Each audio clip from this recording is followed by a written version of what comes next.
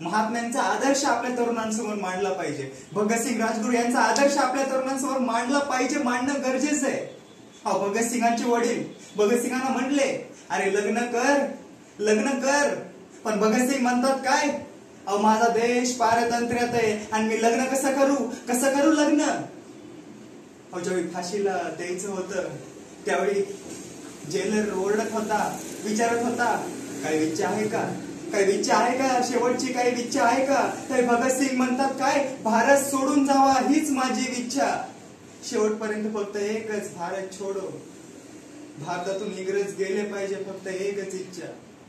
ज्या दिवशी फाशीवरती चढवायचे त्या दिवशी सकाळी व्यायाम करतायत आणि व्यायाम करत असताना ते पाहिल्यानंतर जेलर म्हणतो, अरे याचा काय फायदा, थोड्या वेळात जायचंय आपल्याला वर, याचा काय फायदा, हे काय तुला घेऊन जायचंय का वर, मग का करतोस व्यायाम.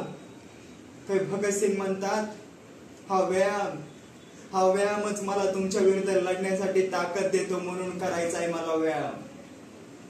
हा व्यायाम मला तुमच्या विरुद्ध लढण्यासाठी ताकद देतोय, ऊर्जा देतोय म्हणून करायचा आहे मला व्यायाम. काय अप्रतिम उत्तर आहे बघा. तुमच्या विरुद्ध लढण्यासाठी ताकद देतो हा व्यायाम, याच्यामुळे करायचा आहे मला व्यायाम. अशा महात्म्यांचा, अशा क्रांतिकारांचा इतिहास आपल्या तरुणांसमोर मांडला पाहिजे. त्यावेळी आपल्या तरुणांमधला आत्मविश्वास जागा होईल, आत्मविश्वास तयार होईल. आपल्या साताऱ्याचे क्रांतिकार, आपल्या नाना पाटील यांच्या चळवळीतले, नाना पाटलांचा निरोप घेऊन रात्रीचे 12:30-1 वाजता निघाले घरी जात असताना तेवढ्यात इंग्रजांना कळालं हे घरी निघाले. त्याला पकडण्यासाठी इंग्रज मागे पळत होते, धावत होते, पण लपत गल्लीपर्यंत पोहोचले. गल्लीमध्ये गेल्यानंतर घराच्या मागच्या साईडला, स्वतःच्या घराच्या मागच्या भिंतीपाशी जाऊन उभा राहिले. तेवढ्या शिट्टीचा आवाज झाला, बॅटरीचा उजाड प्रकाश त्यांच्या अंगावरती चमकला. वेळ नव्हता, कसलाच काही नव्हता. भिंतीवरती चढले, कशाचाही विचार न करता आतमध्ये उडी टाकल्याबरोबर पायाखाली काहीतरी मऊस आणि लिबलिबीत लागलं. पण विचार करायला टाइम नव्हता. आतमध्ये गेल्यानंतर काही क्षणानंतर शिट्ट्यांचा आवाज बंद झाला, बॅटरीचा प्रकाश यायचा बंद झाला आणि त्यावेळी तिथून ते बाहेर यायला लागले.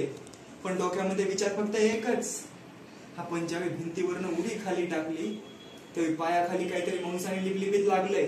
काय लागलं असेल, काय होतं ते बघण्यासाठी पुढे गेले आणि ढासळले, खाली कोसळले.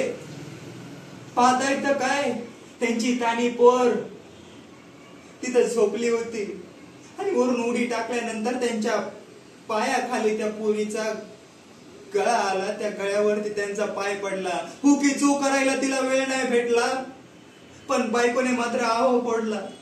ढसाढसा रडायला लागली. सर्रेकीने पुढे गेले, म्हणले चोप, रडायचं नाही.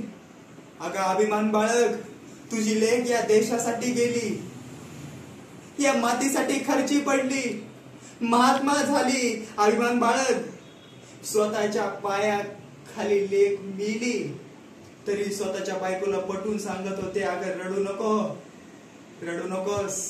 अभिमान बाळग, या मातीसाठी गेली.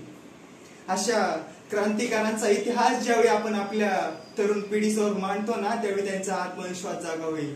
त्यावेळी काहीतरी घडेल. त्यावेळी तिथे इथलचा एक तरुण उठून उभा राहील.